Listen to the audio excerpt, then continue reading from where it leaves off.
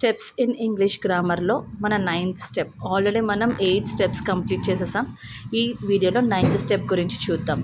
9th step advanced grammar. Advanced grammar ఏంటి, అసలు ఇందులో మనం తెలుసుకోవాల్సినవి ఏంటో ఒకసారి చూద్దాం. సో 9th స్టెప్ అడ్వాన్స్డ్ గ్రామర్లో మనకి 4 టాపిక్స్ తెలుస్తాయి. Clauses and phrases, conditionals, degrees of comparison, gerund and infinitive. ఇవి తెలుసుకున్నామంటే ఇది కాస్త అడ్వాన్స్డ్ గ్రామర్ అనమాట. మనం ఇంగ్లీష్ మాట్లాడేటప్పుడు, నేర్చుకునేటప్పుడు, రాసేటప్పుడు మనకు కాస్త గ్రామర్ రూల్స్ కొన్ని కంపల్సరీగా ఫాలో అవ్వాల్సినవి ఉంటాయి. సో అందులో అడ్వాన్స్డ్ వర్షన్ ఇవి తెలిసాయంటే చాలా వరకు మనం కవర్ చేసేస్తాం. సో ఫస్ట్ వన్ వచ్చేసి క్లాసెస్ అండ్ ఫ్రేజెస్. అసలు ఫ్రేజ్ అంటే ఏంటి అంటే, a phrase is a group of words without a subject and verb.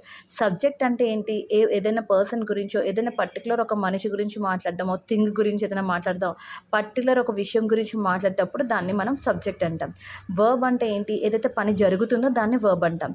Phrase అంటే ఏంటి అంటే, ఏదైతే ఒక గ్రూప్ ఆఫ్ వర్డ్స్లో సబ్జెక్ట్ కానీ వర్బ్ కానీ లేదో దాన్ని మనం ఫ్రేజ్ అంటాం.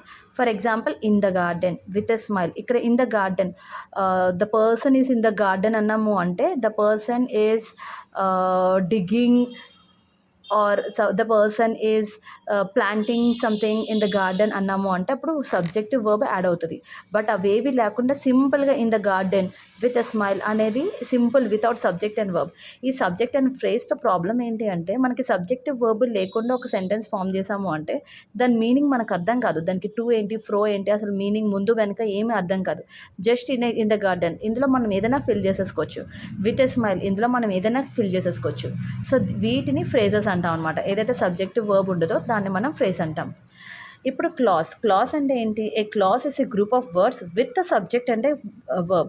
సో క్లాస్ అనేది చాలా మెయిన్ ఇంపార్టెంట్ మన సెంటెన్సెస్కి. ఎందుకు అంటే ఈ క్లాసెస్లోనే మనకి సబ్జెక్ట్ వర్బ్ కూడా యాడ్ అయ్యి ఒక సెంటెన్స్ ఫార్మేషన్ ఉంటుంది.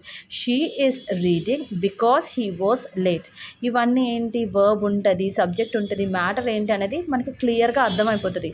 మనం ఏదైతే కన్వే చేయాలనుకుంటున్నాం ఒక పర్సన్కి అనేది క్లియర్గా ఇందులో అర్థమవుతుంది. సో మనకి ఇక్కడ ఏంటి, మనం క్లాస్ మీద ఎక్కువ కాన్సన్ట్రేట్ చేయాలి దాన్ ఫ్రేజ్ ఏంటి, జస్ట్ ఒక హింట్ టైప్ అనమాట. ఫ్రేజెస్ అనేవి, క్లాజెస్ అనేవి మనం మొత్తం ఏదైతే కన్వే చేయాలనుకుంటున్నామో అది క్లియర్ చెప్పగలిగేది క్లాజ్ ద్వారానే. సో ఇప్పుడు మనకి 2 డిఫరెంట్ టైప్స్ ఆఫ్ క్లాజెస్ ఉన్నాయి. ఒకటి మెయిన్ క్లాజ్, ఒకటి సబార్డినేట్ క్లాజ్. మెయిన్ క్లాజ్ అంటే ఏంటి, గివ్స్ కంప్లీట్ మీనింగ్. ఒక విషయం చెప్పేటప్పుడు దానికి కంప్లీట్ మీనింగ్ ఇచ్చేస్తాం మనం. ఐ వెంట్ హోమ్, ఇక్కడ ఏంటి, మనం ఇంటికి వెళ్ళిపోయామని ఒక ఇన్ఫర్మేషన్ అనేది ఇచ్చేస్తాము విత్ ప్యూర్ మీనింగ్తో. ఇది సబార్డినేట్ క్లాజ్ అంటే does not give complete meaning alone. ఇది ఒక్క మీనింగ్ మాత్రమే అలోన్ ఇవ్వదు, ఇంకా కంటిన్యూషన్ కూడా ఉంటుంది. అంటే బికాస్ ఐ వాజ్ టైర్డ్ అంటే ఏంటి, ఇది మనకి. సో మనం ఇక్కడ తెలుసుకోవాల్సింది అంటే, ఒక క్లాజ్ తెలియాలి అంటే మెయిన్ క్లాజ్, సబార్డినేట్ క్లాజ్ అనేవి 2 ఉన్నాయి. మెయిన్ క్లాజ్ అంటే ఏదైతే మీనింగ్ చెప్పేస్తుందో, ఇక్కడ సబార్డినేట్ క్లాజ్ అంటే నాట్ ఓన్లీ మీనింగ్, దాన్ని కంప్లీట్ చేస్తుంది అనమాట. సో ఇవి 2 కలిపితేనే క్లాజ్ అనేది ఉంటుంది. అంటే ఏంటి, I went home because I was tired.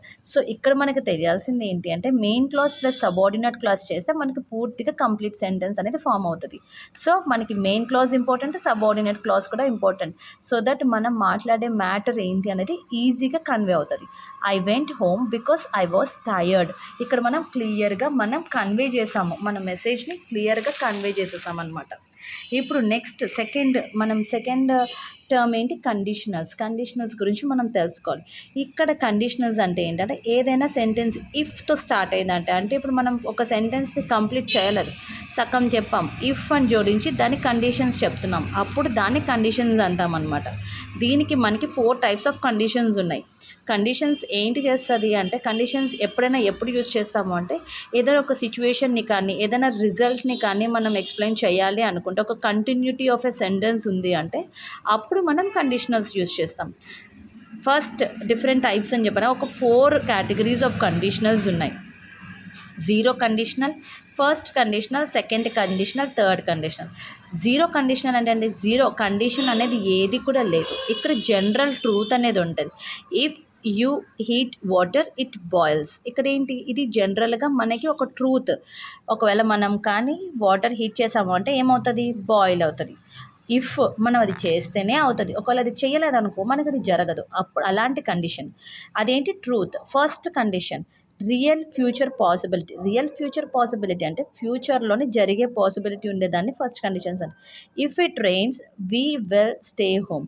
ఫ్యూచర్లో జరిగే ఒక పాసిబిలిటీ గురించి మనం రియాలిటీ చెక్ చేయడం. ఇఫ్ ఒకవేళ రెయిన్ అయ్యింది అంటే మనం ఇంట్లో ఉండిపోతాము. సెకండ్ కండిషన్ ఏంటి, ఇమాజినరీ, ప్రెజెంట్ ఆర్ ఫ్యూచర్ని ఇమాజిన్ చేసుకుంటున్నాం. ఇక్కడ ఏంటి, if I had a wings I would fly. ఇక్కడ ఏంటి, మనకి వింగ్స్ ఎందుకు వచ్చేస్తాయి, మనకి వింగ్స్ అనేది రాదు, బట్ ఇదేంటి ఇమాజినేషన్లోనే మనం బతుకుతున్నాం. దాన్ని ఏం చెప్తున్నాం, ఒకవేళ నాకు కానీ వింగ్స్ వచ్చిందంటే నేను నేను ఫ్లై అయిపోతాను అని. Third conditions, past imaginary situation, already జరిగిపోయిన దాని గురించి ఇమాజినరీ చేయడం. If I had studied I would have passed. ఇది రిజల్ట్స్ కూడా మనకి రిజల్ట్ని బేస్ చేసుకుని ఒకవేళ చదివి ఉండుంటే మనం పాస్ అయిపోతాము అనేది థర్డ్ కండిషనల్స్ అనమాట. ఇది కండిషనల్స్ గురించి ఎక్స్ప్లెనేషన్.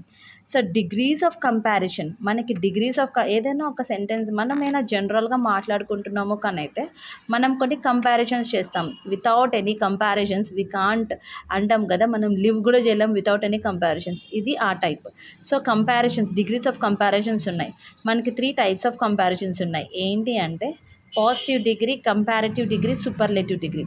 బేసిక్గా మనం దేనికి కంపారిజన్ చేస్తాము, ఒక పీపుల్కో, థింగ్స్కో, క్వాలిటీస్కో, ఒక దాని నుంచి ఒకటి బెటర్ అనిపించుకోవడానికో, లేకపోతే సెగ్రిగేట్ చేసుకునేటప్పుడు మనం కంపారిజన్స్ అనేవి యూజ్ చేస్తాం. సో మనకి 3 టైప్స్ ఆఫ్ కంపారిజన్స్ ఉన్నాయి, positive degree, comparative degree, superlative degree.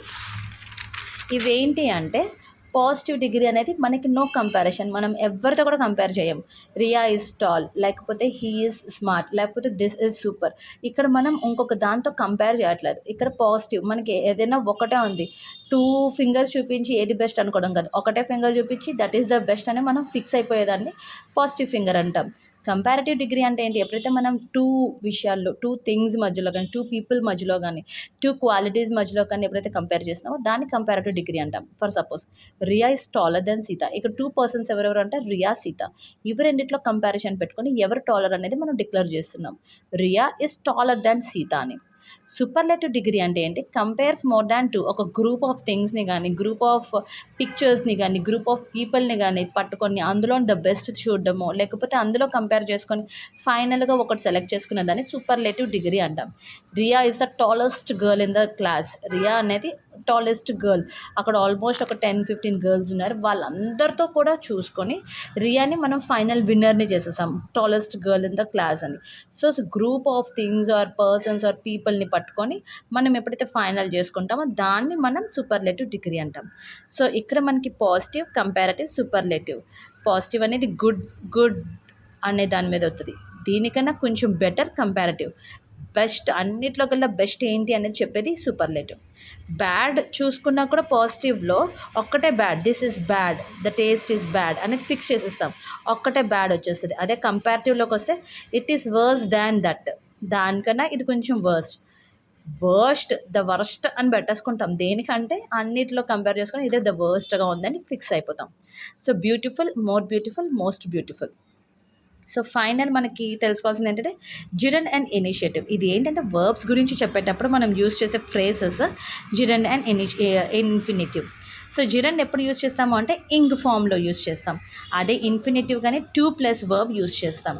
A gerund is a verb plus ing used as a noun use చేసేటప్పుడు మనం ఎప్పుడైతే వర్బ్ ప్లస్ ఇంగ్ యూజ్ చేస్తామో దాన్ని జిరెండ్ అంటాం. ఇన్ఫినిటివ్ అంటే అండ్ ఇన్ఫినిటివ్ ఇస్ 2+ వర్బ్, 2ని వర్బ్తో యాడ్ చేస్తామో అప్పుడు ఇన్ఫినిటివ్ అంటాం. For example, swimming is a good exercise, I enjoy reading. ఇక్కడ ఏమైంది, స్విమ్ ఆ వర్బ్, దానికి ఐఎన్జీ యాడ్ చేసాం, it's a good exercise. I enjoy reading, ING add చేసేసాం. సో ఇదే ఫ్రేజెస్ అదే ఇన్ఫినిటివ్లో చూడాలంటే 2 యాడ్ చేస్తామంట. I want to learn English, to learn అనేది infinitive. She likes to dance, she loves to read అయ్యిందంటే ఇన్ఫినిటివ్. షీ ఎంజాయ్ రీడింగ్ అనేది gerund, ఇంగ్ add అవుతుంది, ఇక్కడ 2+ వర్బ్ యాడ్ అవుతుంది. దీని డిఫరెన్స్ చెప్తాను చూడండి. ఐ స్టాప్డ్ స్మోకింగ్, ఇక్కడ కూడా ఐఎన్జీ వచ్చింది కదా, ఇది జిరెండ్ అవ్వదు. ఎప్పుడు ఇది జిరెండ్ అవుతుంది అంటే ఐ క్విట్ స్మోకింగ్, నేను స్మోకింగ్ని క్విట్ చేసేసాను అనుకునేటప్పుడు మనకి జ్వరంగా అవుతుంది. ఐ స్టాప్డ్ టు స్మోక్ అనేది ఇక్కడ కూడా టు స్మోక్ ఉంది, కానీ ఇది ఇన్ఫినిటివ్ అవ్వదు. I stopped another activity in order to smoke. Smoking చేయడం కోసం నేను ఇంకొక యాక్టివిటీని స్టాప్ చేశాను అనేది ఎప్పుడైతే మనం చెప్పాలనుకుంటామో అప్పుడు దాన్ని ఇన్ఫినిటివ్ అంటాం.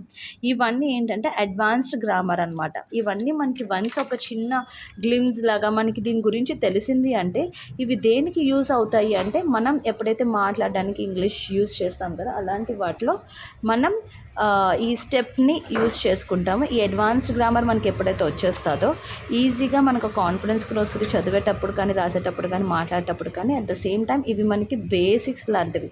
Once we go throughs once మనకి దీని మీద ఎలాంటి డౌట్ లేకుండా మనకి ఇవి నేర్చేసుకుంటామో మనకప్పుడు ఆ కాన్ఫిడెన్స్ కూడా వస్తుంది, మనం మాట్లాడేటప్పుడు ఆ క్లారిటీ కూడా ఉంటుంది.